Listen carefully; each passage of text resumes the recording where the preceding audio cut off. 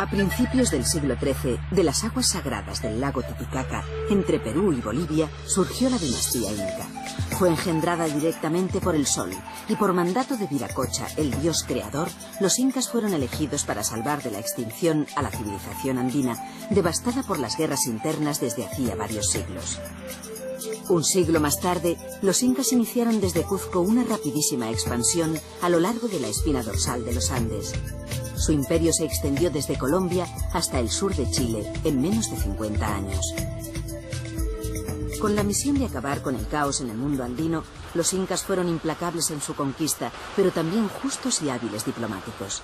A cambio de que los pueblos sometidos adoraran al sol y pagaran tributo al inca, aseguraron la paz y el orden y acabaron con el hambre. Por ello, su gran obra arquitectónica fue la de ganar tierras de cultivo a la empinada cordillera gracias a la construcción de terrazas agrícolas. La nueva tierra produjo unos excedentes que permitieron aflorar otra vez las mejores tradiciones culturales de los Andes. Sin embargo, el misterio envuelve a los incas, de cuya mentalidad más profunda solo se conocen los mitos registrados por los cronistas españoles. La quinta esencia de esa intriga es Machu Picchu. Son los restos de una ciudad completa situada en la selva norte de Cuzco y descubierta en 1911 por el arqueólogo estadounidense Hiram Bingham. Según la tesis más aceptada, fue construida por Pachacuti, el gran conquistador del siglo XIV, aunque se desconoce con qué finalidad y por qué fue súbita y deliberadamente abandonada por su millar de habitantes en menos de 100 años. Se cree que Machu Picchu fue un centro de gran significado espiritual y ceremonial, además de capital administrativa de una de las regiones del Valle Sagrado que rodeaba a Cuzco. La ciudad está formada por santuarios, templos, viviendas, fuentes y terrazas que muestran la forma elaborada con que los incas trabajaron la piedra, su principal elemento constructivo. Las piedras, talladas por todos sus lados y esquinas, se encajan unas con otras con la perfección de un rompecabezas, a pesar de no utilizar argamasa. Este ensamblaje laborioso, junto con la ligera inclinación de los muros y forma trapezoidal de ventanas, nichos y hornacinas, eran los sistemas arquitectónicos usados para evitar los efectos de los seísmos. El paso del tiempo ha demostrado que estas construcciones han resistido las sacudidas de grandes terremotos. Además de guerreros y arquitectos, los incas fueron también grandes astrónomos. El lugar sagrado más importante de Machu Picchu es la Intihuatana, que significa donde se amarra el sol, y que era utilizado para determinar calendarios y las fechas exactas de los solsticios y equinoccios. Machu Picchu fue abandonado poco antes de la llegada de los españoles, que inexplicablemente no supieron de su existencia. Se desconocen las razones de esta retirada, que bien parece una fatal premonición del rápido derrumbamiento de su imperio. Francisco Pizarro, el conquistador de Perú, lideró uno de los episodios más increíbles de la empresa española. En menos de 10 años, fue capaz de sojuzgar un imperio de 6 millones de almas, con Diego de Almagro y 170 aventureros. La batalla definitiva tuvo lugar en Cuzco en 1536, cuando 200 soldados vencieron a un ejército de 100.000 guerreros incas. Primeruta Francisco Pizarro Hamurkan. El país wañuchipurkan lluy inkakunata hapispa. Chayrayku kay qusqullaqta desabandonasqa lluy challusqa lluy p'akisqa kay inka pirqakuna inka wasikuna llapan tarikun kay uras kay p'unchawkuna. Cuando los españoles llegaron a Cuzco en 1533, quedaron tan atónitos que creyeron encontrarse en la ciudad perdida de los Césares. La capital inca, a 3.360 metros de altitud y en la vertiente oriental de la cordillera andina, contaba entonces con 15.000 habitantes. Estaba totalmente canalizada y urbanizada, y un formidable conjunto de templos, fortalezas y palacios dibujaban esquemáticamente la figura de un puma. La religión católica que trajeron es lo bueno, pero lo malo es que han exterminado una cultura que ha sido muy importante. Ha sido una de las mejores culturas acá en el mundo, y la han exterminado simplemente porque ha venido gente inculta a conquistarnos, se puede decir, ¿no? Las ruinas del palacio de Colcampata, Una de las primeras residencias que la realeza inca construyó en Cuzco es una demostración del espíritu del conquistador español, un espíritu que sin fisuras estuvo motivado por la búsqueda de gloria, oro y del establecimiento del Dios católico. En Colcampata se instaló Diego de Almagro, que aunque más respetuoso con la cultura inca que Pizarro, también fue presa de la fascinación y del rechazo al mismo tiempo por aquella extraña cultura. Desmanteló el palacio y levantó al lado de las ruinas su propia vivienda. Los muebles y enseres de Almagro, sus hijos y otros conquistadores conviven hoy con los restos ciclópeos de la edificación inca. Este lugar de Colcampata, así como todos los demás palacios de los incas en el Cusco, fueron depredados. Sencillamente las piedras y las construcciones fueron desmanteladas con gran esfuerzo y gran trabajo para las construcciones de los templos y de los nuevos vientos que se avecinaban y de la nueva cultura que iba a dar paso a lo que hoy es el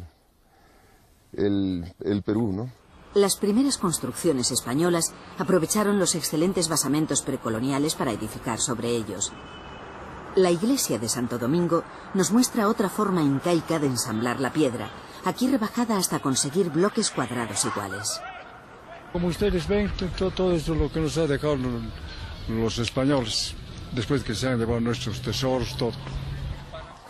Los conquistadores impusieron su cultura, y la civilización inca se extinguió a la misma velocidad en que su abundante oro fue fundido en lingotes que financiaron la victoria de la cristiandad sobre el Imperio Otomano. El tesoro inca se puso pues al servicio de la nueva creencia que marcaría sus destinos. Creo que algunos peruanos tienen un poco de rencor a los españoles, ¿no?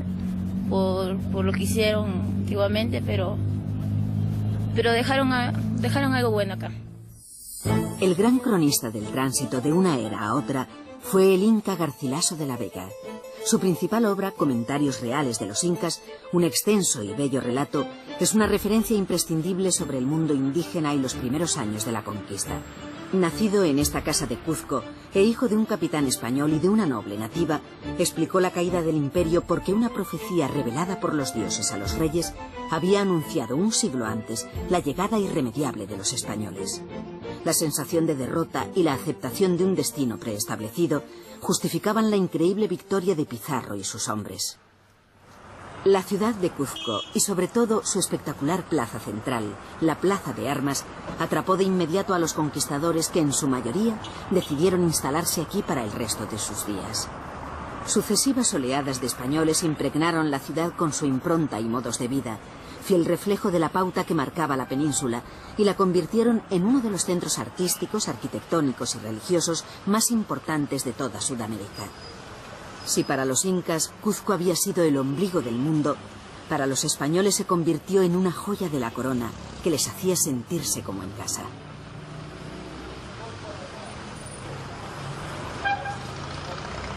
Yo primero vine al Cuzco hace muchos años y posteriormente, ya mucho más adulto, estuve en Toledo.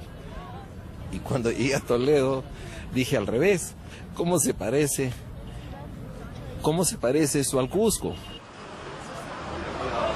Cusco es uno de los lugares más representativos y la herencia española la vemos, la respiramos, la vivimos, ¿no? Finalmente aquí todos somos sangre española, ¿no? Todo lo que han construido, la catedral, la Compañía de Jesús, todo lo que han dejado, ¿no? Es una magnífica obra. Lo están viendo ustedes mismos. Es lo que más han dejado. Y en lo personal, el catolicismo, yo soy muy creyente de Dios y yo creo que eso es lo más grande que nos han hecho conocer, ¿no? Que es Dios. Levantada sobre el palacio del Inca Viracocha, la catedral mezcla en armonía perfecta la arquitectura renacentista española con el trabajo en piedra de los indios. La solidez de su base impidió que el terrible terremoto de 1650 dañara su estructura, pero sus impulsores optaron por no construir el tercer cuerpo previsto.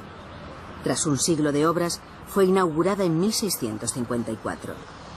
La catedral está flanqueada a ambos lados por dos iglesias. A su izquierda está la de Jesús María, presidida por 3 hornacinas que acogen el conjunto escultórico de la Sagrada Familia.